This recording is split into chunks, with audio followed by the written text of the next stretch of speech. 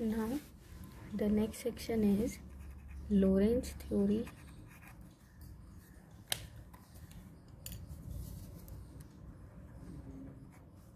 of dispersion in gases. Okay, in the previous video we have covered the two concepts of normal and anomalous dispersion and the two empirical formulas given by Cauchy and Selmias. Okay, now our next topic is Lorentz theory of dispersion in gases. तो gases में electromagnetic radiation के dispersion को समझाने के लिए Lorentz ने सबसे पहले अपना एक क्लासिकल मॉडल प्रपोज किया और उस क्लासिकल मॉडल के अकॉर्डिंग रेडिएशंस के अंदर जो इलेक्ट्रिक फील्ड है उस इलेक्ट्रिक फील्ड की वजह से मैटर मीडियम के अंदर जितने भी इलेक्ट्रॉन्स हैं वो अपनी इक्विलिब्रियम पोजीशन से डिस्प्लेस हो जाते हैं। जैसे ही कोई इलेक्ट्रोमैग्नेटिक वेव किसी मीडियम पर इंसिडेंट हो रही है तो इस इलेक्ट्रोमैग्नेटिक वेव के अंदर जो इलेक्ट्रिक फील्ड है उस इलेक्ट्रिक फील्ड की वजह से किसी भी मैटर के अंदर इलेक्ट्रॉन्स जो हैं वो अपनी इक्विलिब्रियम पोजीशन से कुछ डिस्प्लेस हो जाते हैं। सपोज़ हम ये कहें कि बहुत सारे इलेक्ट्रॉन्स जो है वो एक तरफ शिफ्ट हो गए। ओके, तो क्या होगा, उस मैटर के एक पर्टिकुलर रीजन में तो नेगेटिव चार्ज एक्सेस में हो जाएगा और एक तरफ नेगेटिव चार्ज की एफिशिएंसी हो जाएगी। यानी कि हम ये कह सकते हैं कि वो मैटर जो है वो क्या हो गया, पोलराइज्ड हो गया, जिसमें एक तरफ सारा नेगेटिव चार्ज इकट्ठा हो गया और दूसरी तरफ सारा के सारा पॉजिटिव चार्ज इकट्ठा हो गया है। अगर इलेक्ट्रोमैग्नेटिक वेव नहीं इंसिडेंट हो रही है उस कंडीशन के अंदर उस मैटर का सारा के सारा पॉजिटिव चार्ज और सारा का सारा नेगेटिव चार्ज जो है वो एक ही पॉइंट पे कॉन्सेंट्रेटेड है। उस कंडीशन में वो मीडियम वो क्या है, नॉन पोलर है। ओके, और इलेक्ट्रोमैग्नेटिक रेडिएशन इंसिडेंट होने से मैटर के जो मॉलिक्यूल्स हैं वो क्या हो जाते हैं, पोलराइज्ड हो जाते हैं। तो यानी कि मैटर के जो भी मॉलिक्यूल्स और एटम्स हैं वो सब पोलराइज्ड हो जाते हैं और इस पोलराइजेशन की वजह से जो भी बाउंडेड इलेक्ट्रॉन हैं वो bounded electron external electric field की प्रेजेंस में ऑसिलेट करना स्टार्ट हो जाते हैं। ठीक है, ये सपोज़ कोई मैटर है, मैटर के अंदर का मॉलिक्यूल है और इसका पॉजिटिव और नेगेटिव सेंटर कॉन्साइडिंग है, यानी कि अभी ये नॉन पोलर है।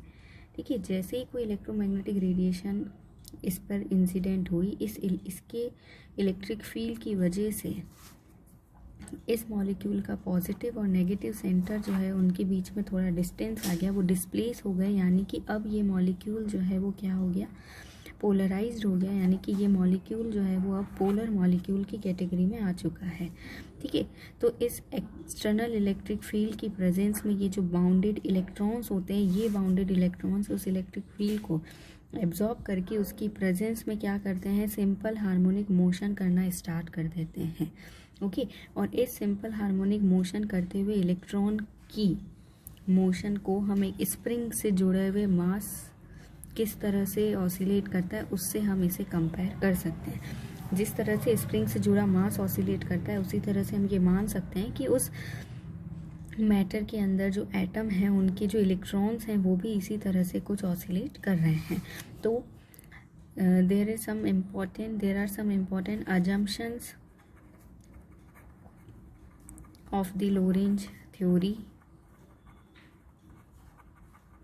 that is to be noted, and the first thing is that electron जो है वो मॉलिक्यूल से एक रीस्टोरिंग फोर्स से बंधे रहते हैं। हिंदी में रीस्टोरिंग फोर्स को बोलते हैं प्रत्यानयन बल। रीस्टोरिंग फोर्स से बंधे रहते हैं और इस रीस्टोरिंग फोर्स की वैल्यू डिस्प्लेसमेंट के प्रोपोर्शनल होती है। ठीक है, और अपोजिट डायरेक्शन में होती है ना। तो इसलिए हम क्या लिखेंगे, F can be written as minus of k r, प्रत्यानयन बल F equals to minus k x लिखते हैं। उसी तरह से इलेक्ट्रॉन जो है वो मॉलिक्यूल के अंदर, एटम के अंदर एक रीस्टोरिंग फोर्स से बंधा रहता है। It was the first assumption. The second assumption is that if I consider density of gas to be low and molecules are non-polar, then force on electron due to external electric field, अगर हम ये consider करें कि जो भी हमारी gas है उस गैस का घनत्व यानी उसकी डेंसिटी अगर बहुत कम है तो वो एक्सटर्नल इलेक्ट्रिक फील्ड की प्रेजेंस में इलेक्ट्रॉन पर लगने वाला फोर्स जो है वो इस इक्वेशन से दिया जाएगा. This was the second assumption. Okay, third assumption is that mutual interaction between molecules is absent. इसका ये मतलब हुआ कि मॉलिक्यूल्स जो हैं वो क्या है, इंडिपेंडेंट है. ये भी इस लोरेंज की थ्योरी का एक अजम्पशन था. हम ये मानते हैं कि एक मॉलिक्यूल दूसरे मॉलिक्यूल से किसी भी तरह का इंटरेक्शन नहीं कर रहा है. The fourth assumption was whenever electromagnetic radiation passes through gases, the molecules gets polarized. Okay, जब भी इलेक्ट्रोमैग्नेटिक वेव गैस मीडियम से पास होती है तो गैस के जो मॉलिक्यूल्स हैं वो क्या हो जाते हैं, पोलराइज हो जाते हैं, जैसा अभी हमने पहले भी एक्सप्लेन किया है. The fifth assumption was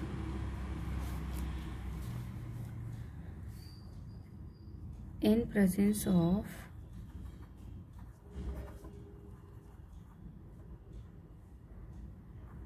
external electric field,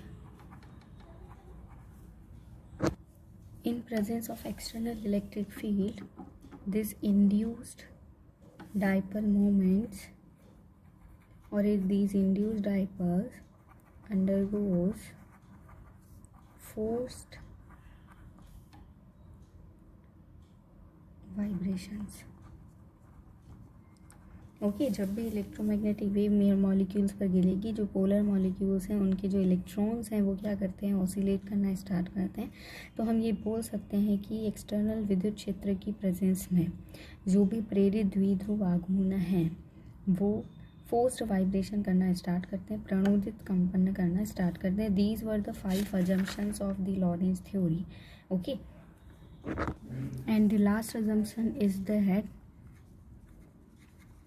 जो भी ऑसिलेटिंग इलेक्ट्रॉन हैं उस ऑसिलेटिंग इलेक्ट्रॉन पर हमेशा डैम्पिंग फोर्स भी लगता है और ये डैम्पिंग फोर्स ऑसिलेशन के एम्पलीट्यूड और एनर्जी को रिड्यूस करेगा.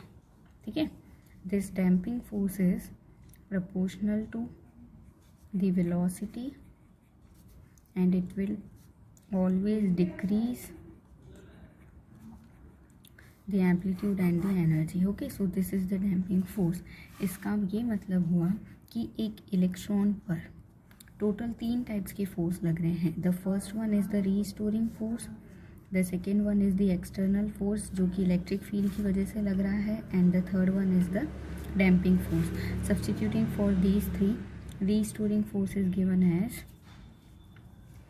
minus of kr, external force is given as like this, and the damping force is b dr by dt. Okay, and this f, that is m into a, so f can be written as m, or acceleration in terms of displacement is written as del 2r by del t square, so it is del 2r by del t square. Okay, ये हमने Newton की second law of motion से लिखा है. ठीक है, now divide whole equation by m, we would get del 2r by del t square equals minus k by m into r, e by m into e, and minus b by m into dr by dt. So we would have del 2r by del t square plus k b by m del r by del t plus k by m and r, that is e by m. Okay, now gamma is b by m and omega square is k by m. What is omega square? Omega square is natural frequency of oscillation.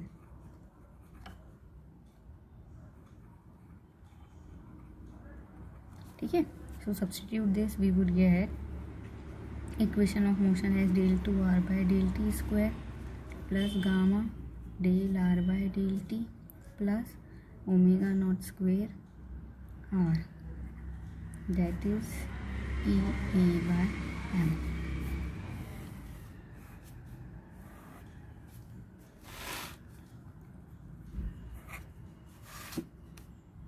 This is our equation number 4. Okay, now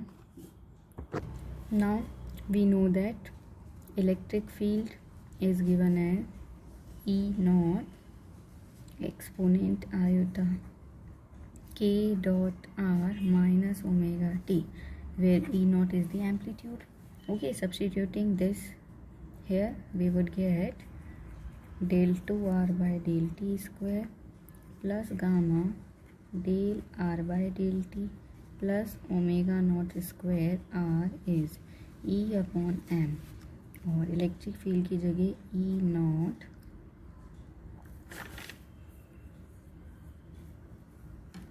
e raise to iota k dot r minus omega t. Okay, अब हम यहाँ पर एक assumption लगा रहे हैं कि electric field is same everywhere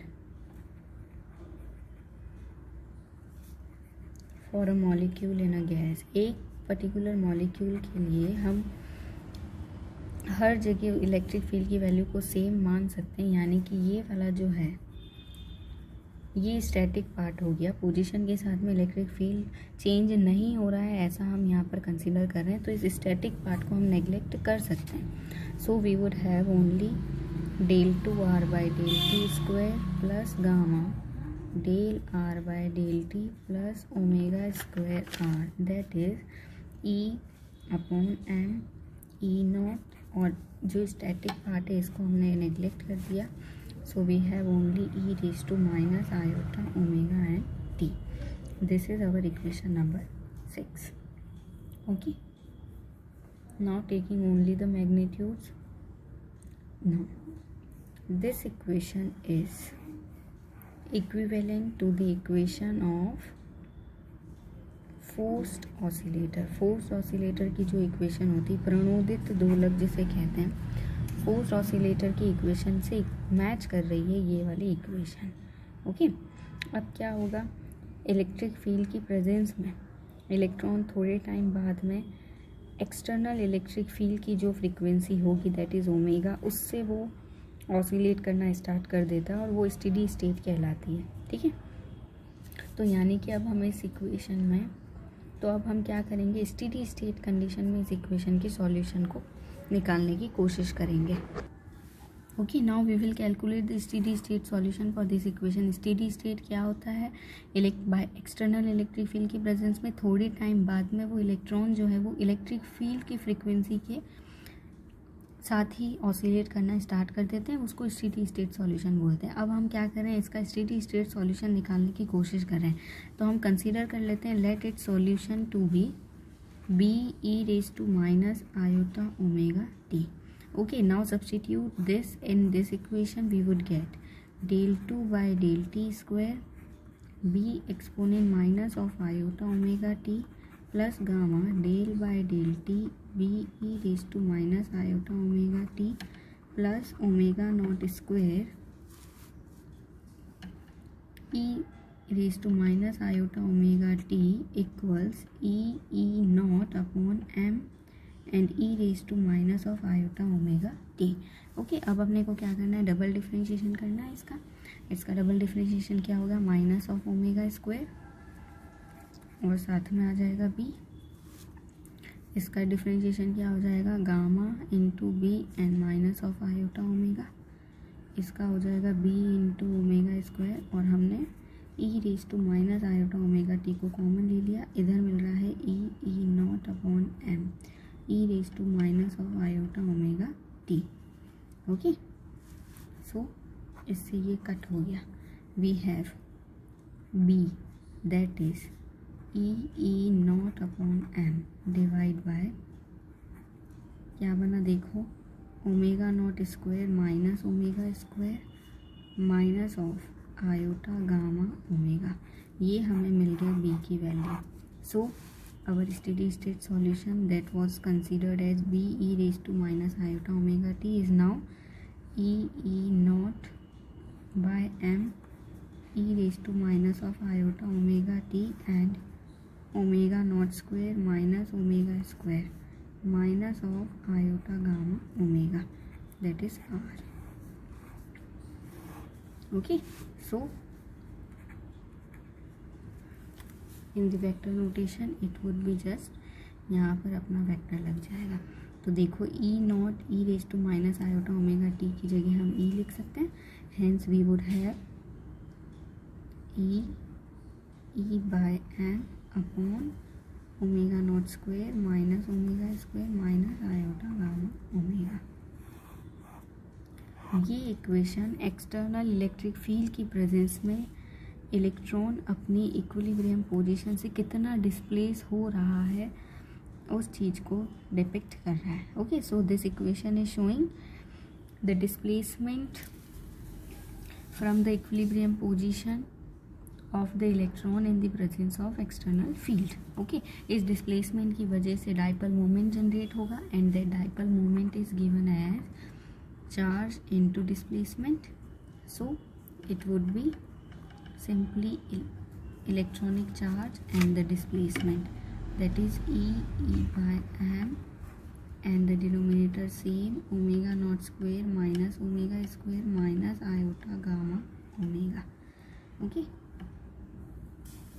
now if I consider that there are n electron per unit volume in a medium, तो total induced dipole moment would be n into p. Okay, एक molecule की वजह से इतना dipole moment induce हो रहा है। अगर मैं ये कंसीडर करूँ कि there are n molecules per unit volume, तो उस मीडियम के अंदर टोटल कितना डाइपोल मोमेंट इंड्यूस हो जाएगा, that is n into p. So total induced dipole moment is number of dipoles per unit volume into dipole moment due to one individual molecule. Hence we would have n e square by m into e upon omega naught square minus omega square minus iota gamma omega. Okay, this is total induced dipole moment. अब ये वाला जो formula है, ये formula तो सिर्फ omega naught natural frequency से oscillate करने वाले ऑसिलेटर्स इलेक्ट्रॉन्स के लिए इंड्यूस्ड डाइपोल मोमेंट के लिए है, लेकिन मीडियम में तो अलग अलग तरह के मॉलिक्यूल्स होते हैं, तो हर अलग अलग तरह के मॉलिक्यूल्स के लिए उनकी नेचुरल फ्रीक्वेंसी भी डिफरेंट होगी। अब अगर मैं ये मान लूँ कि ओमेगा के फ्रीक्वेंसी से ऑसिलेट करने वाले एन के ऑसिलेटर्स हैं अगर, है ना, तो उनकी वजह से induced dipole moment would be simply P के कंसिडर कर लेती हूँ। यहाँ पर एन की जगह हम लिख देंगे n k e square by m into e, और अब नेचुरल फ्रीक्वेंसी हम ओमेगा के कंसिडर कर रहे हैं, so it would be omega k square minus omega square minus iota gamma k into omega. Gamma k क्यों आया, gamma k क्या हो जाएगा, damping coefficient for a electron oscillating with the natural frequency omega k frequency से oscillate करने वाले molecules की का डैम्पिंग कोफिशिएंट है। ठीक है, So this is our equation number 7. अगर हम ये कंसीडर करें दैट ओमेगा के फ्रिक्वेंसी नेचुरल फ्रिक्वेंसी वाले इलेक्ट्रॉन्स का फ्रैक्शन अगर एफ के हो, दैट इज एन के अपॉन एन, देन एन के would be simply the fraction multiplied by total number of molecules per unit volume. Hence we have nk, that is fk into n. So here we can write fk into n. Therefore total induced dipole moment due to the oscillators oscillating with natural frequency omega k is now n e square by m f k into e divided by omega k square minus omega square minus iota gamma k into omega. So total induced polarization is simply summation of this. Hence we would just write the summation over this, that is summation of n e square by m f k into e divided by omega k square minus omega square minus iota gamma k into omega. जो constants हैं उन्हें हम बाहर ले लेते हैं. So we would have n e square upon m into e, और summation में रहेगा only f k upon omega k square minus omega square minus iota gamma k into omega. Okay, so we have this total polarisation and this is electric field. Now ratio of total polarisation and the electric field would be simply n e square by m summation of this quantity. Okay, now if electric susceptibility is chi, then we know that polarization is epsilon naught e and the chi. ठीक है, so chi is 1 upon epsilon naught p by e. Substituting for p by e, we would get electric susceptibility, that is n e square by m into epsilon naught summation f k upon omega k square minus omega square minus of iota gamma k into omega. Okay, यानी कि electric susceptibility जो है वो हमेशा medium यानी कि medium की electric susceptibility जो है वो इंसिडेंट होने वाली रेडिएशन की फ्रिक्वेंसी का फंक्शन होता है. This is frequency for the incident wave. Okay, now if I consider dielectric constant paravidyutank,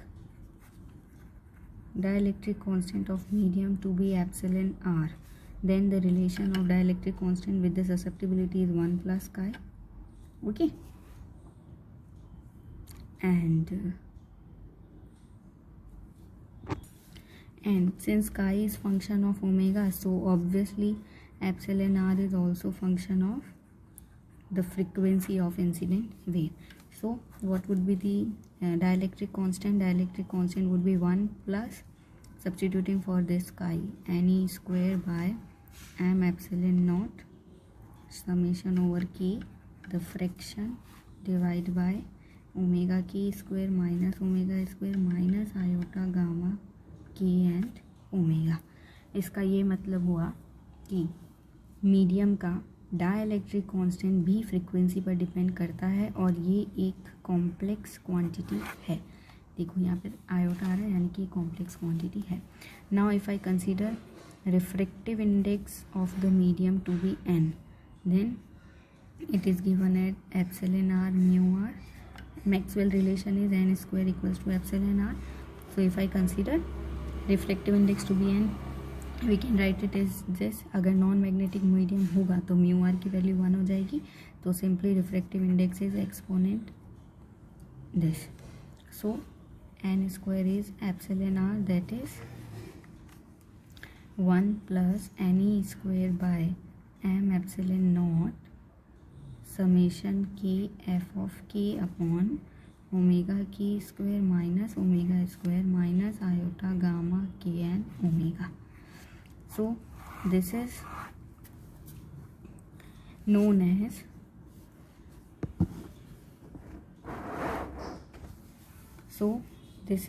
as Lorentz dispersion formula. ओके, और इस फॉर्मूले से ये क्लियरली शो होता है कि रिफ्रैक्टिव इंडेक्स भी इंसिडेंट होने वाली वेव की फ्रीक्वेंसी पर डिपेंड करता है और साथ ही रिफ्रैक्टिव इंडेक्स भी एक कॉम्प्लेक्स क्वांटिटी ही है. ओके, अगर हम स्टैटिक रिफ्रैक्टिव इंडेक्स की बात करें, अगर हमें एक केस हम कंसीडर करते हैं, हम ये कंसीडर करें कि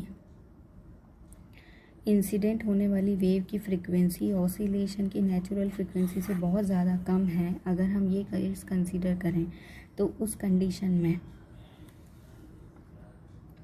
हम ये वाला टर्म और ये वाला जो टर्म है इसे हम नेग्लेक्ट कर सकते हैं. In that case the reflective index would be 1 plus any square by m epsilon not summation over f k upon only omega k square. इसको भी नेग्लेक्ट कर दिया और इसको भी नेग्लेक्ट कर दिया. तो अब देखो, इस कंडीशन के अंदर रिफ्रैक्टिव इंडेक्स जो है वो इंसिडेंट होने वाली वेव की फ्रीक्वेंसी पर डिपेंड नहीं कर रहा है, यानी कि अब ये रिफ्रैक्टिव इंडेक्स जो है वो क्या है, कांस्टेंट वैल्यू है, या हम बोल सकते हैं स्टैटिक वैल्यू है, क्योंकि ओमेगा के साथ में चेंज नहीं हो रहा है. तो इस कंडीशन में रिफ्रैक्टिव इंडेक्स को बोलते हैं हम स्टैटिक रिफ्रैक्टिव इंडेक्स. ओके, और so this is known as static refractive index. So this was all about the Lorentz dispersion formula, which is very important section, as in many exams it is clearly asked to derive the Lorentz dispersion formula. Okay, now in the next video we will derive Cauchy's and the Selmayer's formula using this Lorentz dispersion formula. अभी तो हमने पहले वाले video में direct उसका empirical formula पढ़ा था, और अब हम लोरेंट्ज़ डिस्पर्जन फार्मूला की मदद से कॉशी और सेल्मियर के फार्मूले को भी डिराइव करेंगे. So stay tuned for the next video. Please drop your comments, please drop your queries in the comment section. I will definitely clear out all your doubts. Okay, thank you.